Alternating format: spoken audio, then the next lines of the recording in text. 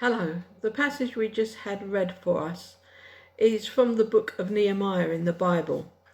And it's a story about Nehemiah, who was called by God to go back to Jerusalem and rebuild the walls after it had been ransacked in battle. It was a huge task. Few people, they were plagued by enemies who threatened them and taunted them, telling them that they would never get the work done.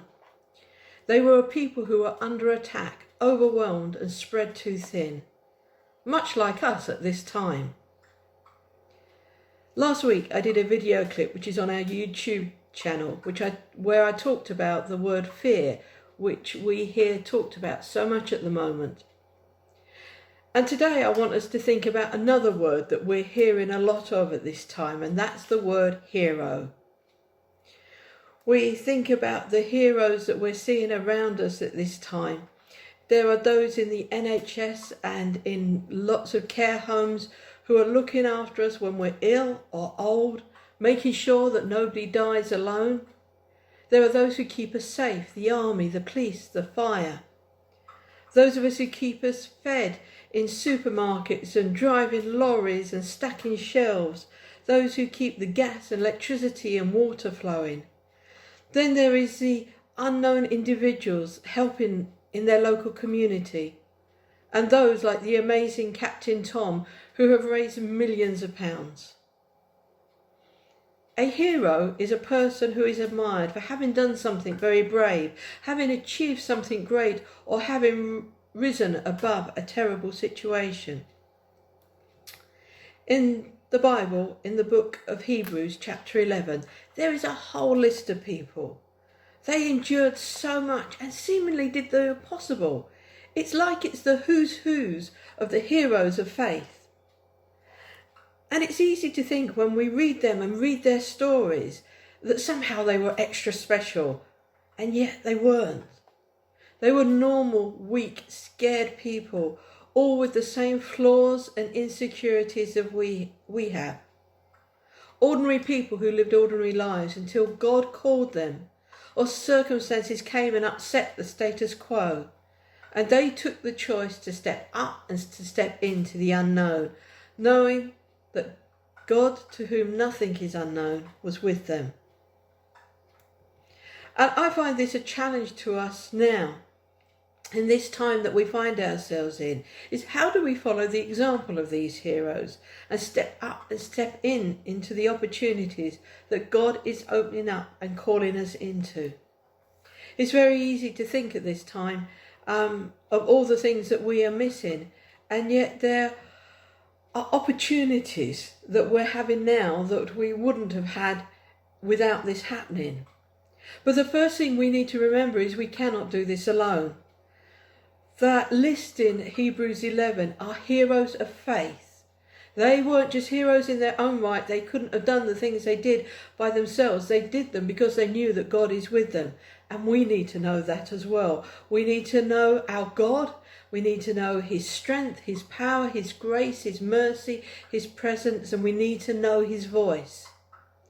And some of the best ways of doing this is to spend time in the Bible. Read it, get to know it, dig into it.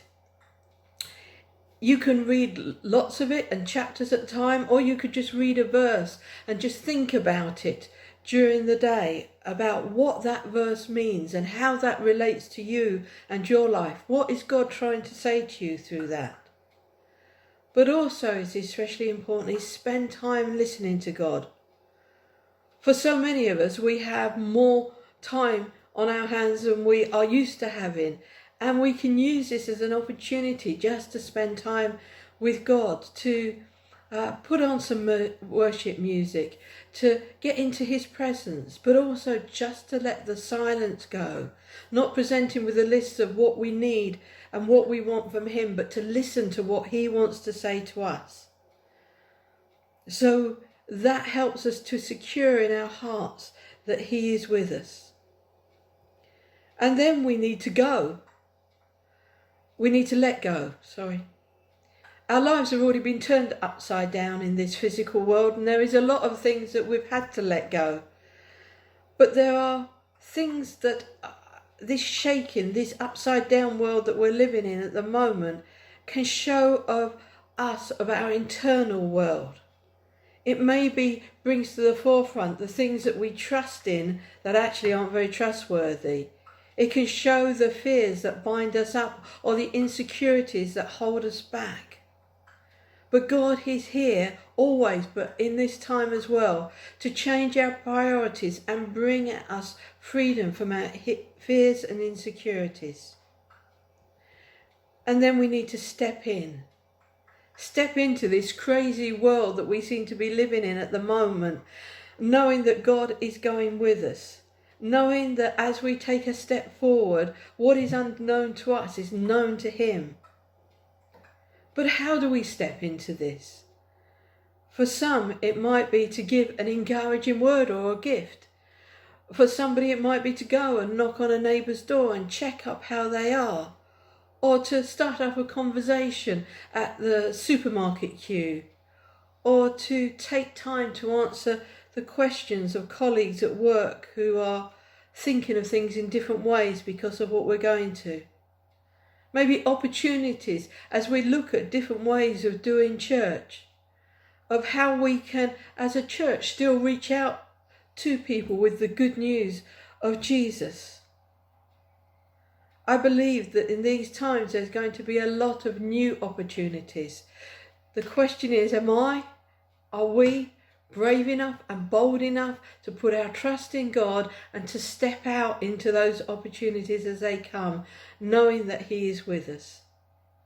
And as I end this, I just want to end it with the first verse from that Hebrews chapter 11 that says this: "Now faith is the confidence in what we hope for and the assurance about what we do not see."